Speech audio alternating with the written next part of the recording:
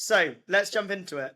I'm going to ask you a question. So, why do you want to swim 47 kilometers across a lake in Ireland? I'm not quite 47, thankfully. Roughly about 40. Okay, So I okay. think I I remembered think I'm wrong. It's still a lot of kilometers. no, it's a lot. I think it makes it a little bit easier for me, but it's still a lot. It'll take a long time. But why do I want to do it? Honestly, like I've had to think about that myself a lot these last couple of months, especially when you're training and realistically you're gonna have days where it fucking sucks. Asking yourself, why am Yeah. I even doing this all in the first place? But I guess on like before we go like deep into like on a deeper level of things, at the very beginning of last summer, swimming was just going really well. Okay. I was in my wetsuit going out into the sea, kind of swimming like 2 kilometers at a time, but it was the first time in my life I was able to swim feeling comfortable. And I Okay. was like, the only thing that's kind of limiting me here is the cold. But aside from that, this is like the first time in my life I'm like, oh, I can actually go for a swim and forget that I'm swimming. And then just the way the mind works, like you're kind of going to sleep at night, you've got ideas popping up, you're waking up in the morning, you're writing things down. And I remembered coming up towards the end of summer that a couple of years ago I went on a holiday trip up to Lough Derg in Ireland. That's the name of the Okay. lake. And somewhere out of nowhere, I barely even remember. I have a video, but somewhere I just went, fuck it, why don't I try swim the length of it? And I quickly started looking up, researching it, Yeah. realizing how long it is, and I was like, fuck, I mean, I think it's possible. My mentality was, if I can swim 2 kilometers, then why not 40? Yeah. That was Yeah. kind of what Makes I was sense. thinking, but that's kind of on like a very surface level of why. Okay. Yeah, no, I mean that makes complete sense, right? It you sort of found something you liked and you wanted to go after it, so I get it. But you are Yeah. taking it to the extreme a bit. I don't think most people would want to do that. So why do you think you want to do that thing? Because I know it's not the first like really hard thing you've done. Obviously, we haven't mentioned it yet, but this is happening with a charity cause in mind. I can let you talk more about that. But you've also done like ridiculous rope climb challenge for charity before as well, which I imagine sucked. So you like doing these sucky things. What is that? What is that driver? Like a couple years ago, I think I was 15, 16, and I went through a really rough patch in life. For me, like training every day was like literally the reason I got out of bed was to train. It excited me so much. And then I was in a scenario where I broke my collarbone, so I couldn't train. I was like, fuck, that's shit enough, but in a couple of months, I'll be back to it. And then I messed up my back pretty bad as soon as I went back to training. So now I had a gammy shoulder and a very messed up lower back. Could barely walk with it. It was really that bad. And then COVID came, everything shut down, and before I knew it, I kind of spiraled into this position where my shoulder was messed up, my lower back was killing me, and I got a really bad sleeping pattern, if you'd even call it that. I guess it was like on some level insomnia because I could have been awake 2 or 3 days straight and Oh then sleeping wow, for a couple. Yeah, yeah, like it got that's really, yeah, that's impressive. yeah, like it got really fucking bad at some points. And I was kind of just in this drowsy, sleepy existence with constant back pain and a gammy shoulder, and I felt like I couldn't train, which, like I said, used to be my reason why. And I was just locked up in my house, kind of in this existence. Yeah. And I guess I had time to think, but in that moment, my brother threw some books over to me, and I know a lot of people are going to recognize these now, but I started. He recommended I listen to "Can't Hurt Me" by David Goggins, the audiobook. Brilliant book. Good book. I just read it for the first Good time book. actually. It's a good book. Have you listened to the audiobook?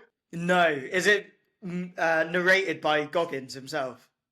I'm pretty sure it is. That's awesome. I'd have to check it up, but I'm pretty sure it is. But That's yeah, the awesome. audiobook was hectic. He also gives like his own kind of reflections at the end of chapters and things like that. So little extra Okay. bits. That's really cool. I'll have to have a look at that. Yeah, but I listened to that book, the audiobook version, and I also listened to the audiobook of The Art of Resilience by Ross Edgley. Okay. And what I realized was I didn't have a reason why. I had no more reason to get out of bed because everything hurt. I couldn't train. I couldn't move. You can't see anyone. It was during lockdown. If we can't study because schools are all shut down, I had nothing to get me out of bed. And I was losing. Like I was losing big time in like every possible aspect that you could imagine. And listening to these guys talk and listening through some of the things that they went through, I kind of had to change my mindset into that. I had to find a reason why and something that would give me a win. And I had to start pretty simple, and that was literally as easy as getting through a minute, getting out of bed, uh, going downstairs, having breakfast. All these things were turning into wins. Every second that I was still up and moving and doing something was a win. And it was hard to kind of imagine that because, like I said, I came from smashing PRs all the time, and those were being my wins, to now getting out of bed being the win. But all of a sudden, that starts gaining momentum. And now I'm like, holy fucking shit, I'm a winner. Today I got out of bed, I had my breakfast, I cleaned my room, I did all this, despite not fucking sleeping or not having not having the ability to train or see my friends or anything. All these things were accumulating. And then I could just raise the bar higher and higher and higher. And one day I was like, fuck it, maybe I can do pull-ups. And I could. So I Okay, started doing yeah. 100 I started doing 100 pull-ups every day. And the first time I did it, it took well over 34, 35 minutes. I think I was doing like 3 to 4 pull-ups a minute, and I was fucked up. That shit was Yeah, awful. I I was doing bet the that I was. was I was doing the pull-ups off of a tree in front of my house. But within a couple of weeks, within a month, like that time got down to about 10 minutes for 100 pull-ups, Wow, doing okay. 10 on the minute. And then everything spiraled from there. And what I kind of realized was when I was in that extremely low moment, I was able to look at these people like Goggins and Ross Edgley, and through the things, the hardships that they went through, through the things that they did, I was able to derive my reason why from their hardships, from their struggle. And if I can do anything that is even just a fraction as cool as what these guys have done, but maybe just impacts that one person and is for that one person what they were to me, then I'm gonna fucking go for it, and I'm gonna kill myself swimming for 10 months trying to do it. You know what I mean? That's awesome. So I've actually never heard that story. That's a completely first time for me. That's absolutely awesome to Yeah, hear. yeah. So it sounds like there was this really big transformation, obviously coming from like quite a dark and like difficult place. Because obviously, like not sleeping for days at a time, that was a rough patch to be in. And kind of then realizing these wins can just build and build and build. And it sounds like absorbing that was kind of key to then it sounds like you kind of just kept saying what can I do next, and then obviously being able to compare yourself to the people who inspired you. It's like how far can it go, right? Literally, exactly. And like when you first asked, like, why do you want to do this? I kind of gave like a very like surface level answer because I knew how deep I could go with that answer. But at the end of the day, like, that's it. Like, I know what it was like to be in that spot, and if maybe I could dedicate a year of my life or my whole life just for one person, then like all that hardship is worth it in That's my eyes. awesome. No, that's absolutely awesome. And well, whilst we're on the topic of who this can affect, then maybe this is a good time to kind of like plug what it's for. If I'm right in thinking it's for men's mental health, correct me if I'm wrong there, though. It is for, oh, sorry, my hand got in the way there. It is for Mental Health Ireland. It's a charity in Ireland that obviously work with people's mental health. So we'll be putting up a link pretty soon on my Instagram, and we'll be sharing things. We're already sharing a lot of videos on like how people can kind of get involved and what's going to be happening, but we're yet to actually like release a link and say this is what I'm doing. Okay, So okay. soon. So information to come. So I've got a real itchy nose here. I'm just going to have to get into that. Yeah, Right. man, So work we've got away, work away. we'll get more information out about that soon, and we'll post that on like different breed stuff as well to make sure people can see what you're doing. So it's Unreal. pretty awesome, basically hearing that background, and obviously for anyone watching, keep an eye out because there's going to be a lot more coming out about this. But I'd love to ask you now, just a bit like, what does the specific training for this look like? Because swimming 40 kilometers, like obviously you're like, oh, if I can do two, I can do 40, but it's a pretty significant difference. It's not easy to swim 40 kilometers. I don't think I can actually swim a kilometer. So, like, tell me a bit about how you started building this up. And that's the thing though, like most people can't swim a kilometer. Like swimming is hard. It's really difficult. Yeah. And starting it is extremely difficult because when people first get in the water, like they're kicking, they're splashing, they're breathing, they're inhaling water. When they turn to look, they're looking at the ceiling, and it's like a controlled drowning. Yeah. So it really takes time to like get that comfort in the water to where you can actually start improving your swimming and not just trying to stay alive, if that makes sense. But Yeah. Yeah, that makes complete sense. I'm I, trying to stay alive when I swim, so yeah, I completely relate to that. there are days where I still feel like I'm trying to stay alive, you know? Like I still don't feel like I'm a good swimmer at all. But sorry, I kind of pulled away completely there. You're gonna have to remind me of what your question That's was. all right. So just what does the training look like? How did you start going from these Yes. 2K swims, which is pretty impressive on its own, but then building that up to, I mean, the other day, what how was you did some ridiculous swim over 2 days. So like you're covering like Yeah. tens of kilometers comfortably now in a sitting almost. So like yeah, what does that look like to build up? Yeah, so I'd just like to start by saying to anyone listening, if you can swim 2 kilometers, that definitely does not mean you can swim 40 kilometers. And don't attempt a 40-kilometer swim because you'll probably drown. Uh, but the first thing I kind of realized when I started this whole idea back late August, early September, was that I need to get faster because I was swimming at like 2:30 per 100 meters. Uh, for those of you who don't know swim pacings, that means for my 40-kilometer swim, it could end up taking like 20 hours or something, which is just not fast enough at Yeah. all. So I had to spend a couple months doing loads of speed work. Probably from September to January was like 99% speed work, Okay. just getting faster and faster. And most of that comes from improving your stroke, not working harder. That's the really interesting thing about swimming is sometimes you find the harder you push, the slower you go. There isn't that correlation that you might see Interesting. in running. Okay, Yeah. so a lot of that initiation was just can I get better at the act of swimming before you're even necessarily thinking about accumulating distance? Just can I be better at swimming? Full stop. Yeah, exactly. Like when you look at swimming, there's kind of two main ways you can get faster, and that's by reducing drag or increasing propulsion. Okay. And reducing drag comes from technique, and increasing propulsion can come from working harder. If you're moving faster and you're pulling harder, you're increasing propulsion. But again, it's still mostly technique because you know that to have a high catch, your arm position here, a catch angle of between 100 to 120 degrees is ideal for a strong pull. But if you're working harder, but your catch looks like this or like this, you're not going to Then it's be not going to making work well. creating any more propulsion, you know? So I had to spend a lot of time from September to January, like technique, lots of drills, but still obviously working harder and working at higher intensities. And we got to a point where holding like 210 per 100 meters was pretty difficult.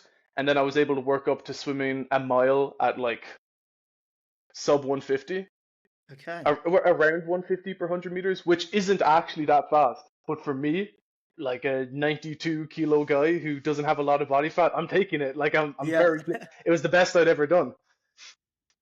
So September to January was mostly that work.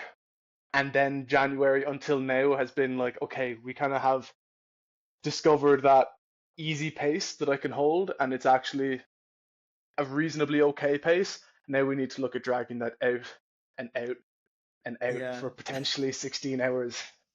That's a long swim. It's a long So, swim, man. that's a It's a long long swim. swim. So what does that's like actually sorry, that's like the entire time you're awake in a day if you sleep for 8 hours. Yeah. Just No, yeah. swimming and breathing. So that's a pretty big jump. Obviously, I'm assuming during this period of time of getting speed work, and you were probably swimming more regularly. But even then, there's hours to add here. So then now you're well. I know because obviously I've been coaching you on the back end of strength and conditioning. But just for other people, after that point, you're now in a phase of trying to build up volume. I'm correct in thinking, right? So what's that transition phase look like, and then how's it been so far? Building up because there's still a few months to go, so there's still a build, but you're pretty deep into it now. It's intense. It's intense. Like people always say to me, like, "Oh, you must be such a good swimmer," or "That's so difficult." And I'm like, A, I'm not that good of a swimmer. A year ago, I wouldn't have said I was a good swimmer at all. And B, yes, it's difficult, but mentally, and the main thing is just how much time are you willing to put into it? because that's what I'm realizing. Like anything, I feel like anything endurance, especially coming from like a strength-based background, anything endurance is just like how much time do you have? How much time are you willing to dedicate it? Because when we kind of slipped into this, like let's say, I don't know, endurance type phase where we're starting to build it longer and longer, that newfound speed, it started with a back-to-back 3 hour swim. So that means Okay. in 2 consecutive days, on day one, I do 3 hours. On day two, I do 3 hours. And man, back that was back what, February, March, and that fucked me up. That fucked Okay. me up. You might have seen the water was cold, man. You might have seen that. Oh, it was one of the worst swims of my life. Now that I think about it, the water was cold. It was my first time actually swimming in Lough, the lake itself. Okay. So I was in this big lake. It was my first time open water conditions. It was windy. The waves were smashing against me. The boat was going everywhere. You might have seen on my Instagram I had the goggles on, but my eyes got all swollen. I remember this really distinctly. Man, I made so many mistakes. I fucked it up completely. It was also my first time ever carb loading. So I was like, oh, I just fucking eat a lot of food. I'll be good. No. No, man. If you eat a lot of food and you eat the wrong food, you're out on the lake trying not to shit your wetsuit. That's how it goes, like, literally. Yeah, yeah, I can believe that. So, do you know what? This might be a good chance just to ask quickly. Obviously, we're talking about these longer swims. So you were swimming 3 hours back to back. What does food and like toilet experience look like during that? Because I imagine you're learning this at the same time you're learning to get more distance. And you mentioned a boat, like you probably weren't swimming with a boat before. So what's this? What happens to these logistics as you get into this phase? Yeah, it's a learning curve. Learning. I'm realizing more and more that it's like almost more logistics than just swimming, if that makes sense. Okay. Like the first time we swam with the boat was, like I said, that time in the lake, it was awful. Like I thought it sounds so easy in theory. The kayaker directs you and they go at your pace. And if they stay by your side, then every time you take a breath and you see the kayaker, you know you're on course, right? Yeah, that makes sense. It sounds like it makes sense. No, man, it took me like 2 hours to get the hang of it. I was going 40 meters off course. My brother was catching me on the kayak and pulling me back the other way. It was a mess. It took so long to actually figure that out. Yeah. As well, things like nutrition. It's fucking hard to tread water and be drinking in your carbs or chewing whatever carbs you need, and there's waves splashing into your face. I It's imagine the and you're food's getting getting wet. like, man, and the second you stop moving, I swim in a wetsuit, which is easier. There are some crazy people out there who go by marathon swimming rules and they don't swim in a wetsuit. But the second you stop moving, the cold starts creeping in pretty fucking yeah. fast. Oh God, You'd I be can believe surprised. that. Yeah, I can believe that. Well, because it can't be warm in Ireland, right? That lake isn't going to be No. nice to go in, I imagine. So now it's okay. It's about 16 degrees, which is probably similar to the English Channel if you were to swim that. Okay. But no, that those 3 hour swims like February, man, it was like 8 degrees. I couldn't feel from my knees down and I couldn't feel from my elbows down. And every feed when I was like just floating, trying to get food in, I just felt the cold creeping up slowly to my shoulders and up to my hips. And like I said, within a minute, it just starts creeping in. And that's got to be pretty scary because obviously you're dealing with this whole new thing, trying to follow a boat. You're eating whilst you're in the water for the first time, like over an extended period of time, and then you have to feel all of that. What does that do to you psychologically?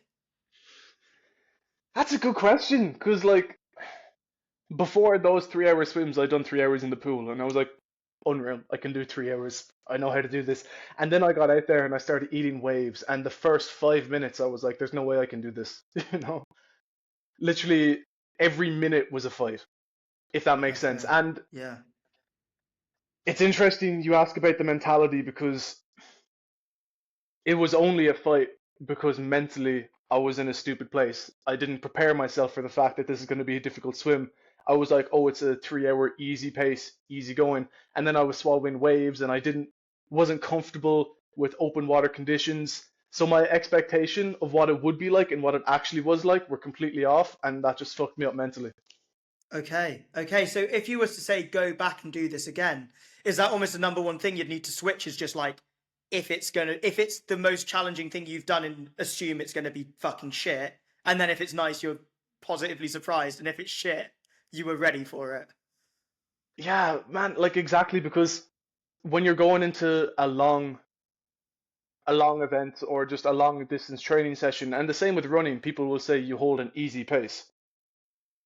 So I was going to myself, oh, it's an easy pace.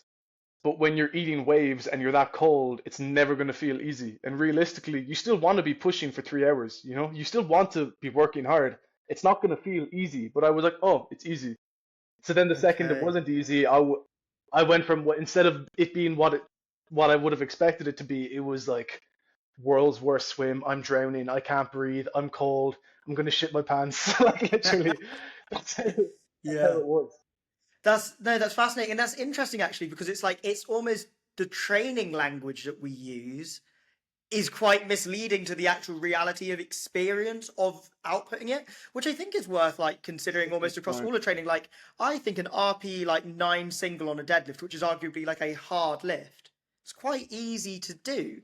But for I mean, you're never gonna do a marathon like 10 kilo deadlift, but like the Yeah, equivalent for you is it's like if you were to do a 100 meter sprint in swimming, that's the hard swim, but the actual experience of it is like, oh yeah, I'm not scared of doing that. It's done. But actually having to get in and face like, can I survive these waves? Can I get this cold? Can I eat? Can I even fucking track the boat so I don't get lost? Like yeah, that's a very different thing and a different experience to like easy training.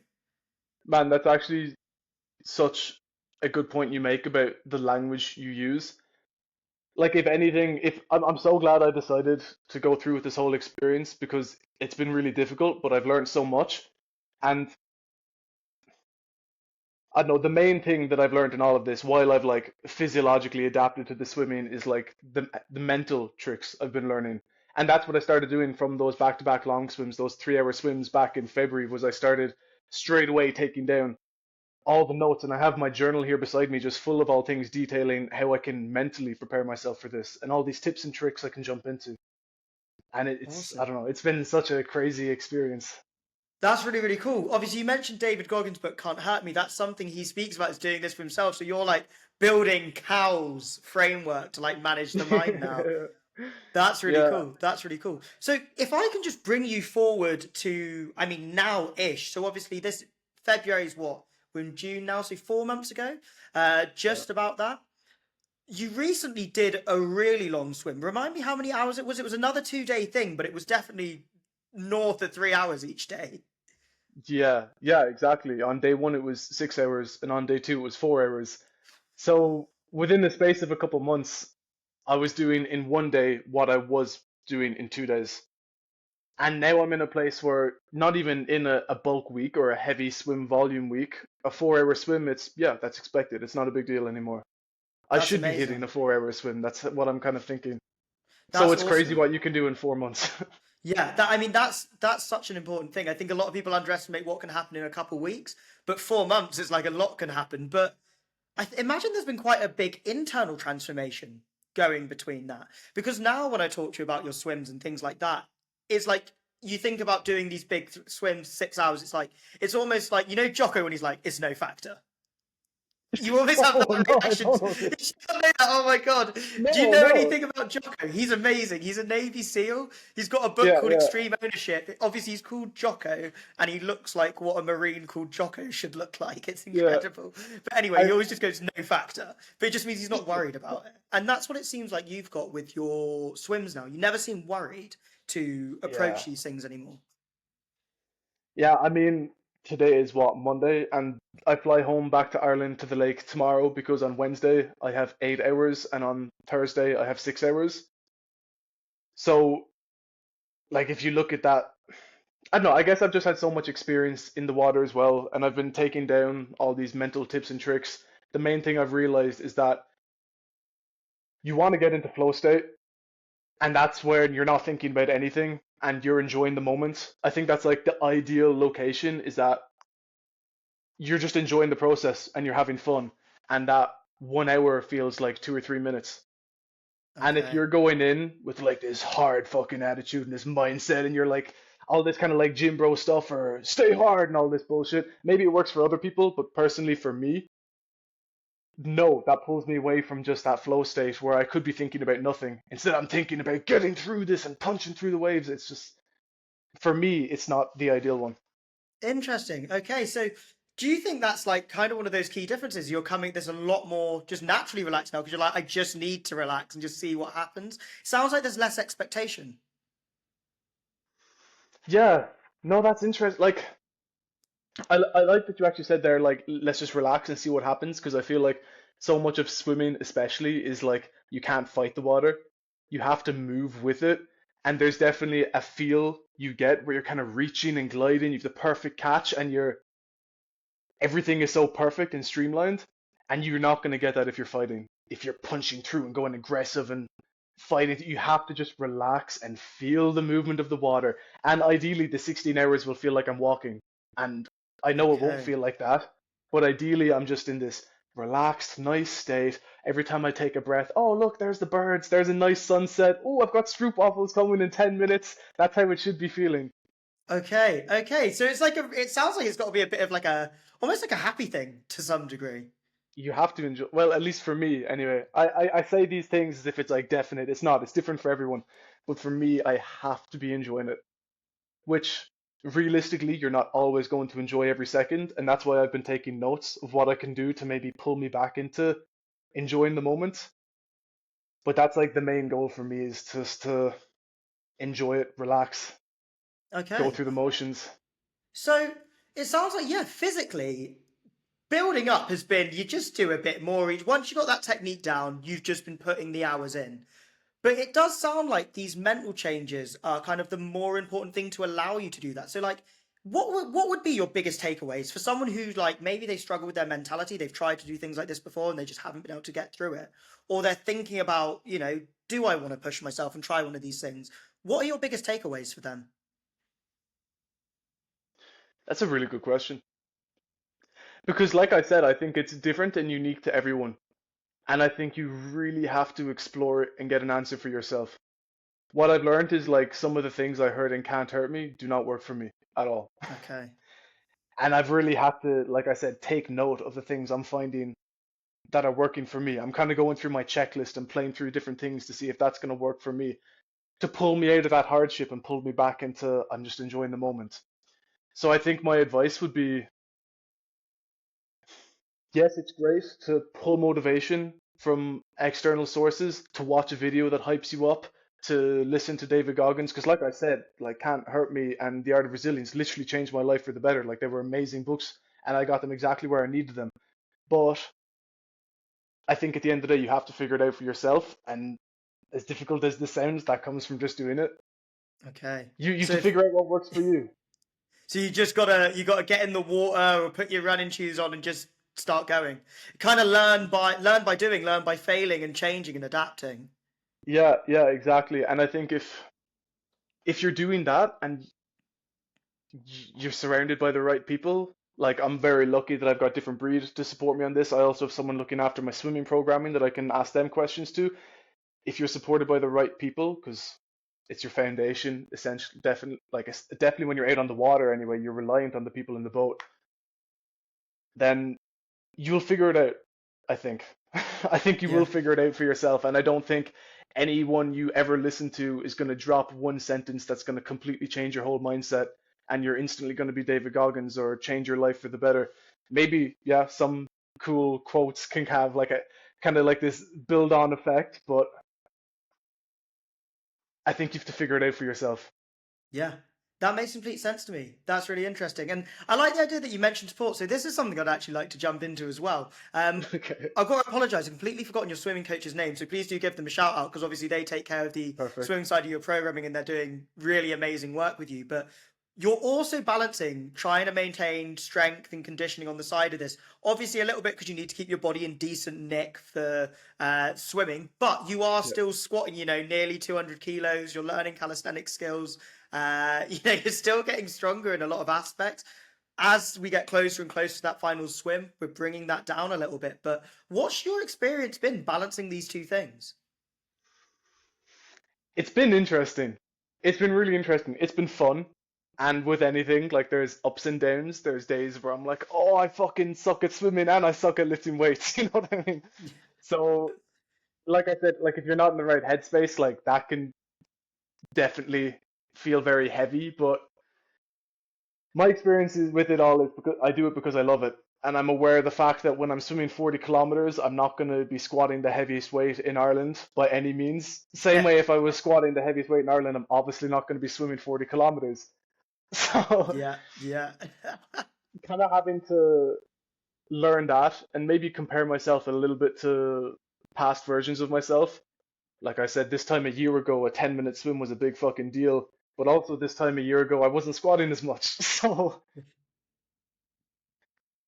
finding the balance between those two in training has been this is where different breed has actually been so extremely important for me. Is you guys actually helped me realize the importance of RPE.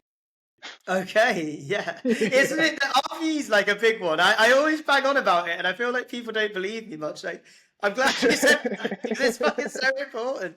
Do you want to elaborate on that a little bit, though? We've spoken about it before, but I think the training lens you have is such a unique one. I think anyone can benefit from your takes on these things. No, but I started lifting in my teens, and every day was go out and fucking smash the weight and work as hard as you can, or else you didn't work out. You know what I mean? Yeah, And I would always be telling myself, yeah, that was probably RP8, RPE9, and I was just frying my central nervous system because I was maxing out, telling myself it was RP8 or 9.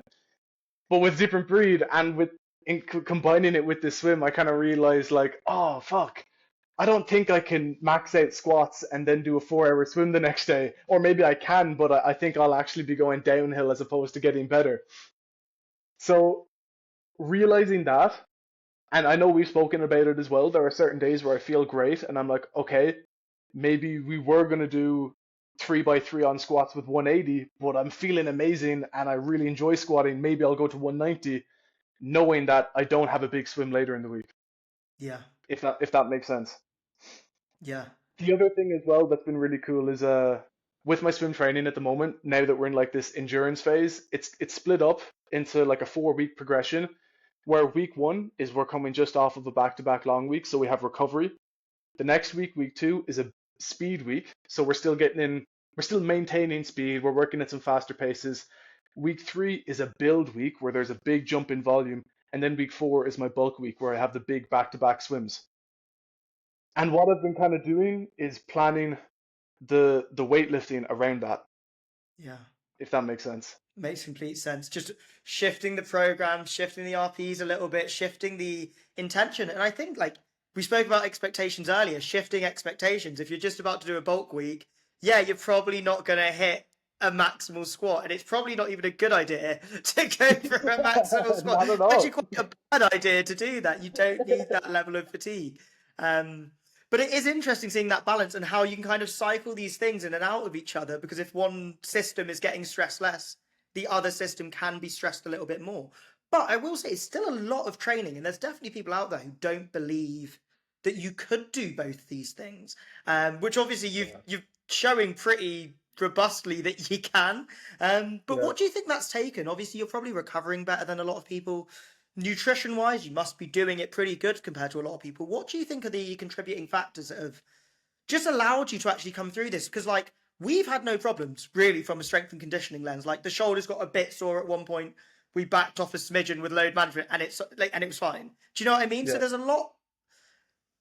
I've gone a long, very long-winded way about this question. What I'm basically trying to ask is, what do you think is allowing you to maintain both these things? Whereas a lot of people would say it's just not possible. I think a lot of the people who say it's not possible need to actually try it, if that makes sense. And I think a lot of people now you have like this huge explosion of like hybrid training on social media.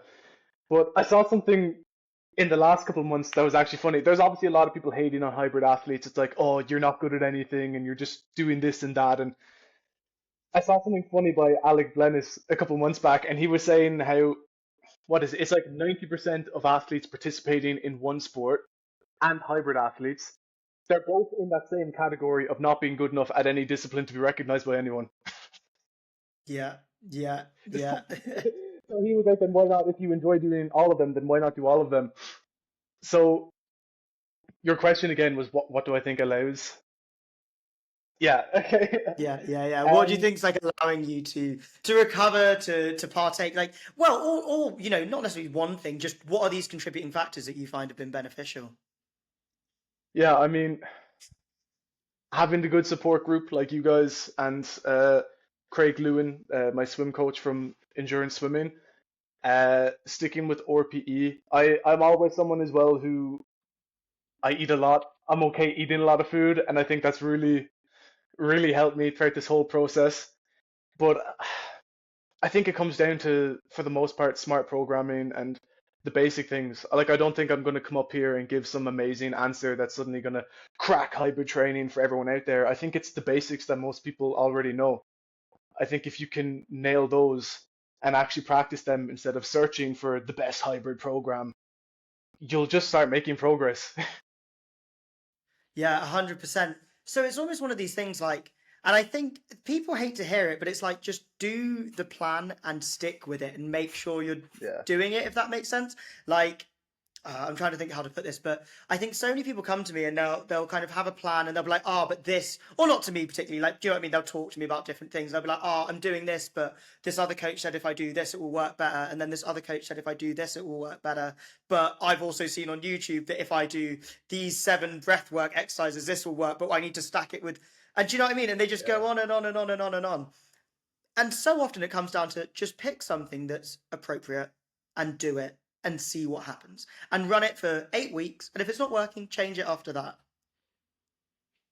Literally. And yeah, no, I was definitely a victim of that as well when I was younger, like program hopping, going back and forth and always trying to find the best thing.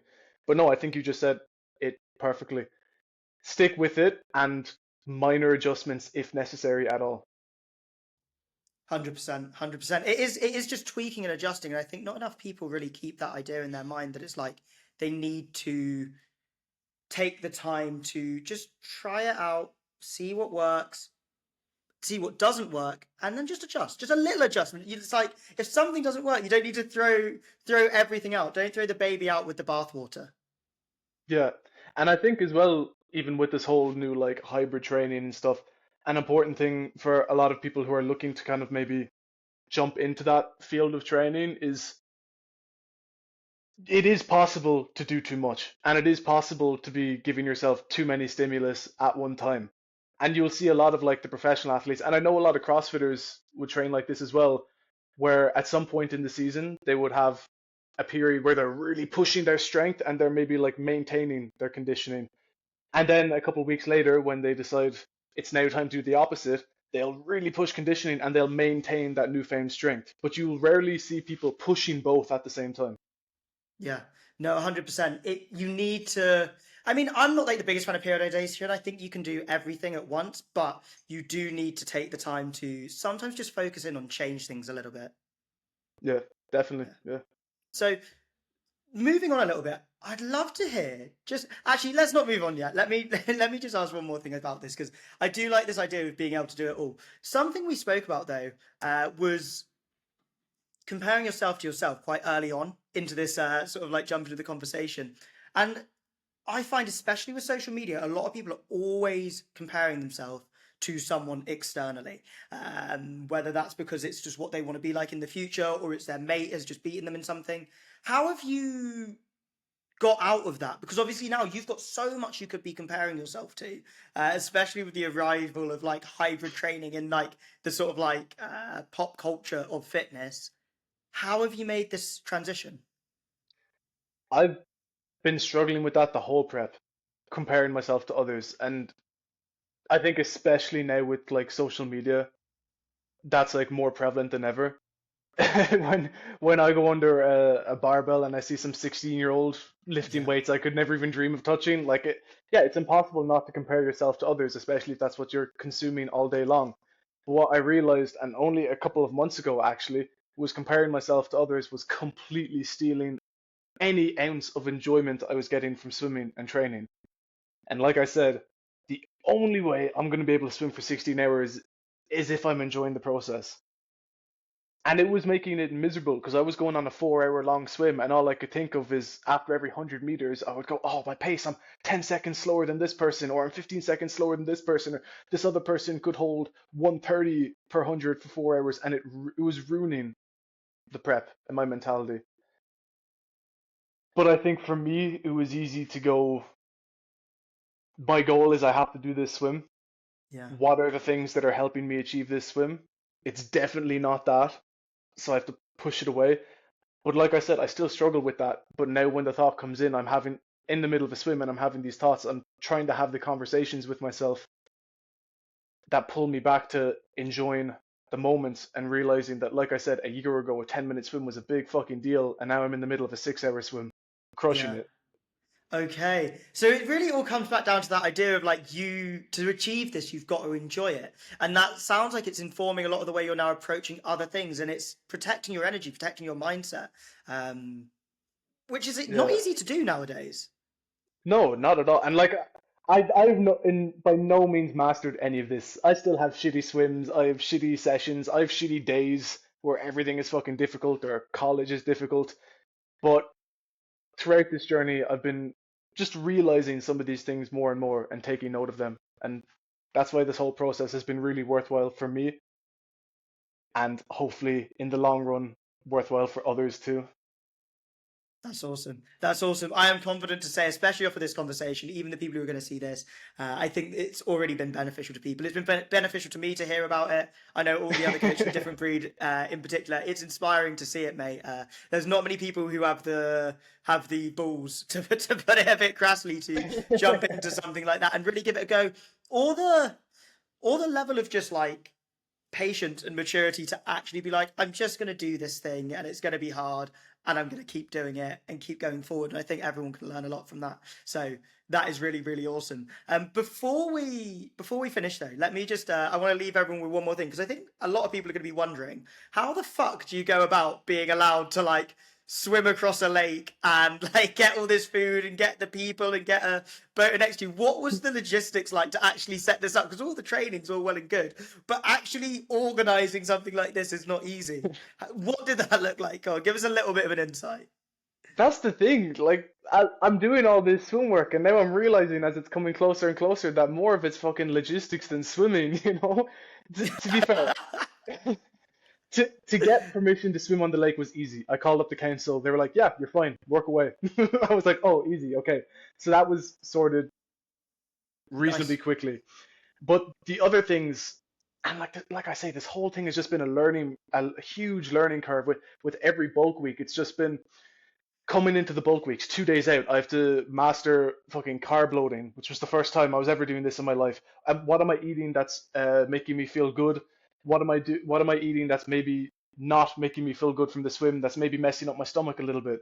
Then we come into the actual swim itself. Now we have to start looking at things. Am I going to be using caffeine? Yes or no? Well, I've been using it in training, so I should probably use it in the swim. But how did that look over the course of 16 hours? Am I going to have a huge crash on hour 13? And if so, what are we going to do to counteract that? That's just caffeine. Then we have to look at carbs and electrolytes and all of these things I'm mentioning. You have to consider timings, you have to consider actual doses, and then you have to think of the form of how you're taking it because I might have one form of carb, let's say stroop waffles, and that might work amazing for 8 hours, but at hour 10 it might really be messing up my stomach, or maybe I just hate the taste of stroop waffles when I'm out of breath and been swimming for 10 hours.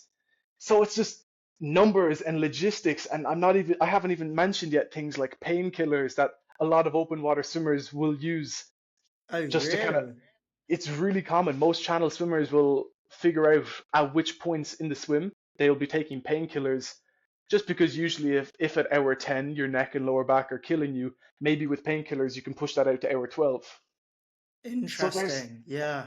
and then you have to consider you only have one small stomach. How are all these things going to fit and interact with each other? Will my painkillers mess up my maltodextrin mix, etc.? There's so much to Yeah. consider. That's fascinating. Yeah, it's not an easy task, is it? And I imagine No, there's not much data on this sort of thing. Like, how many people are open water swimming like that frequently to that length?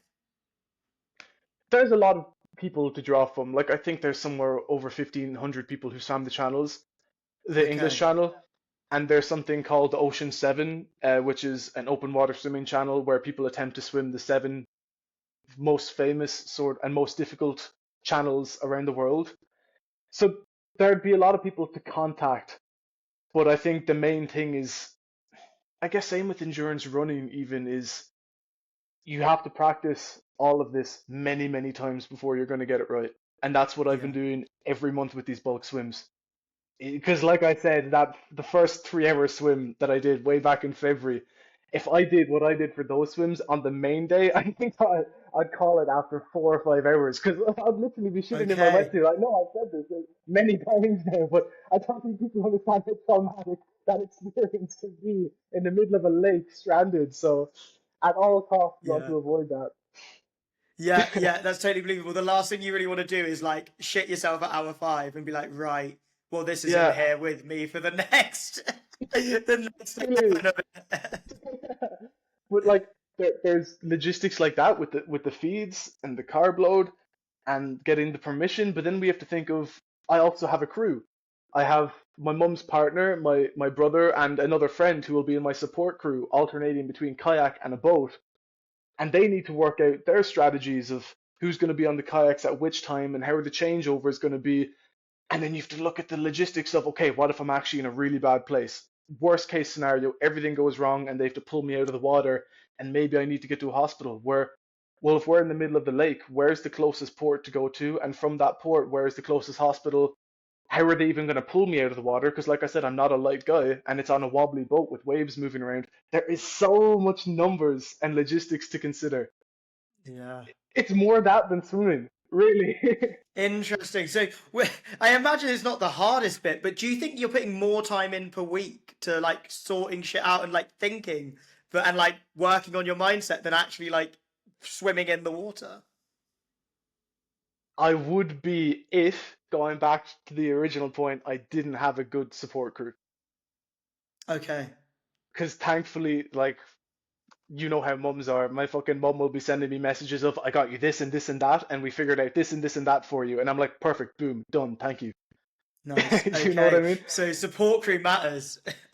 Yeah, big time for everything. I don't think you'd have time to be able to organize every single aspect of this yourself and the training and your work and looking after family or kids. Maybe others can. Maybe Goggins can, but not me. That's fair enough. Definitely not Listen, me. Cal, it has been awesome to chat to you. You're a legend, and yeah, buzzing to. I'm just buzzing to see. I'm buzzing to see when this Me, happens. man. When are you aiming for it? Just so everyone can know. We are looking to do it between August 7th and 11th, depending on the weather. First clear Okay. day, we're off. All right. Wicked. All right. So August, guys, keep an eye out. Thanks so much for being here, mate. And Cheers, yeah, man. Thank you. wicked. Unreal. Cool.